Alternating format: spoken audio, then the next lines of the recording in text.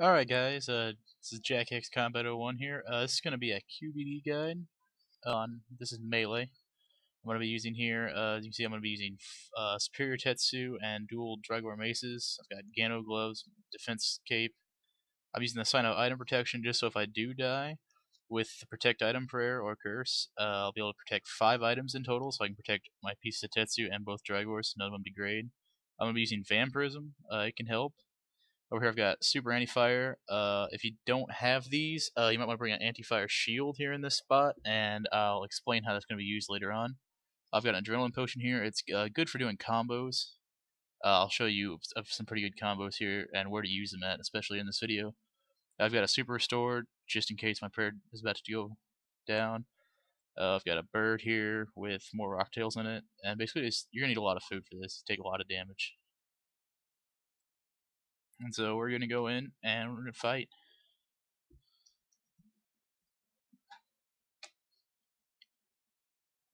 Alright, so when the fight starts out, she'll be asleep. This is where you stand, or this is where I normally just stand before the fight starts, but it really doesn't matter with melee because you're going to be standing right up here anyway, because you can't attack anywhere else. You're going to want to try to stand right here, because I think right there is where you can evade a firewall at. You won't be able to see them coming. They'll be on top of you by the time they've spawned in. And basically just do as many abilities as possible and try to just keep your DPS up just to the maximum amount, basically. Like right here, I'm going to use Destroy and Assault. Normally I use it in the opposite order. I misclick though, but combo, those will hit pretty decent. And whenever it gets down low through the first phase, you're going to want to run back right here. Is where the first Dragon artifact is, and click that as fast as possible because you'll be spawning Grot Worms the entire time. I normally like to go over and kill that one just so I don't have any more damage coming in on me. Plus, it's a pretty fast kill.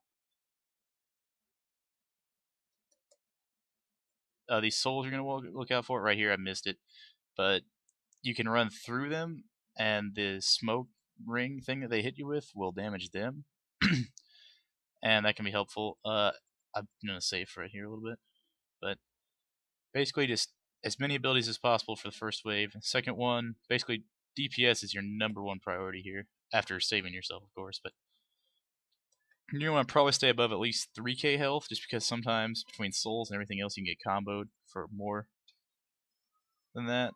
I like to stay just as close to full as possible. Occasionally I'll go below. I try to stay above 5k, but I'll go below that like if I'm trying to build up adrenaline or whatever.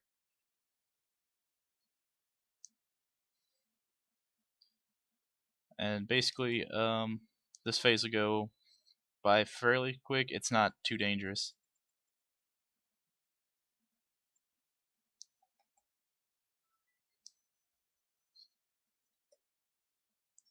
Just basically try to get through, get our health down to where the next artifact will activate. It'll be back to your left, right there. So I can get that last hit. There we go. Just turn that on.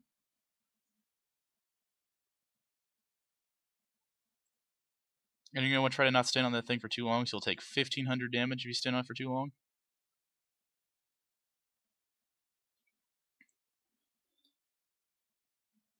I like to always kill these worms, just because if you're trying to get in your beast of burden, it can be very difficult with these worms attacking you. Especially if there's a lot of them, and right here, she's gone into hardened care base phase, which would be, if you're maging, it's a good thing, but any other time you're not going to be doing much damage anyway. So that's whenever I like to just finish these things off. And during these phases, you want to try to do anything you can to avoid damage during this one. Like, if there's firewalls, you might as well avoid them, because you're not going to be, just specking anything, or not specking, but you're not going to be hitting very hard. Try to dodge those. I just messed up again, but and try to keep your adrenaline fairly high.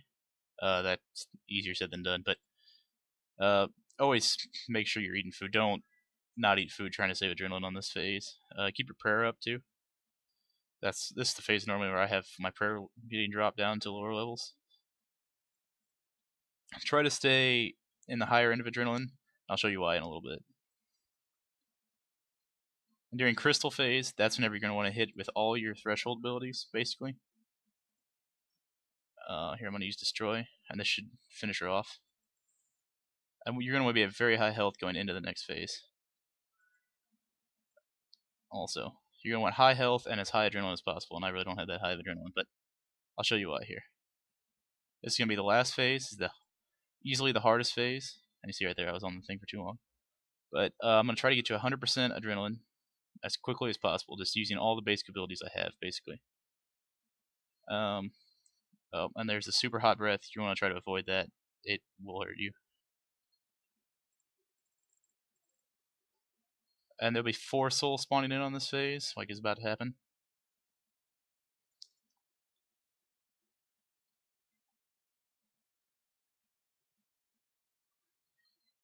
Try to eliminate all the souls you can. If one of them teleports to the corner, target that one first, because that will get you time stopped, and there's a pretty high chance of dying at that.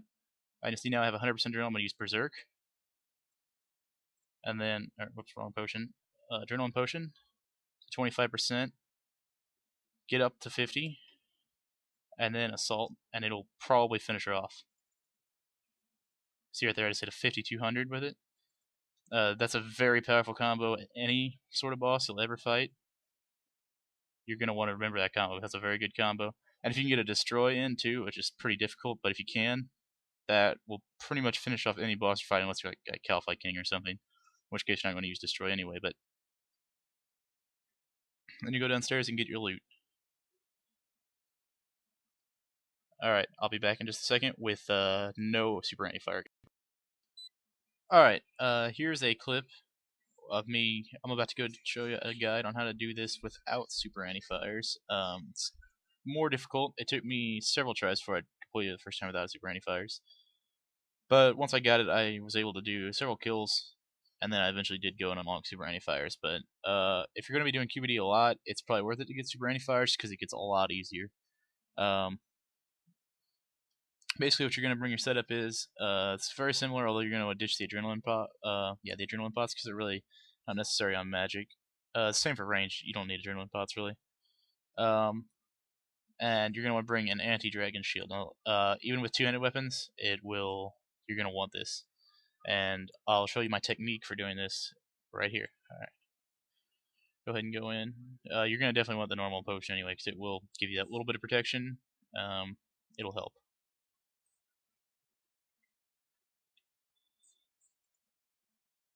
So there's QBD sleeping again. Go ahead and pray range again. No matter what style I'm using, I always pray range because range hits the hardest.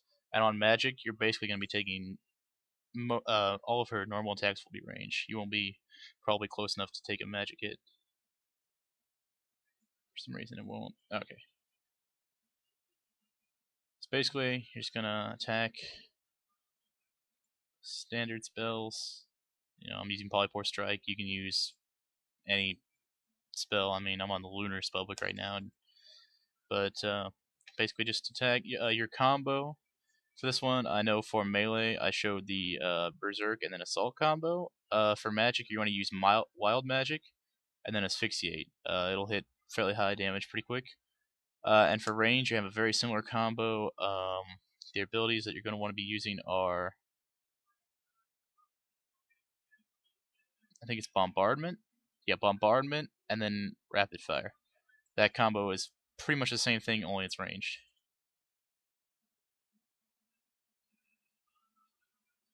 I'm not quite sure what's going on here. Huh. I don't even know what happened. I guess I was attacking without Polypore Strike as my autocast. And it let me go for several goes before it changed that. Yeah. I don't know. I've actually not used this spell in quite a while. I don't know what all this means, honestly. I've not made this thing forever, and I'm probably not going to get this kill. But for Firewall, I don't even know what's happening.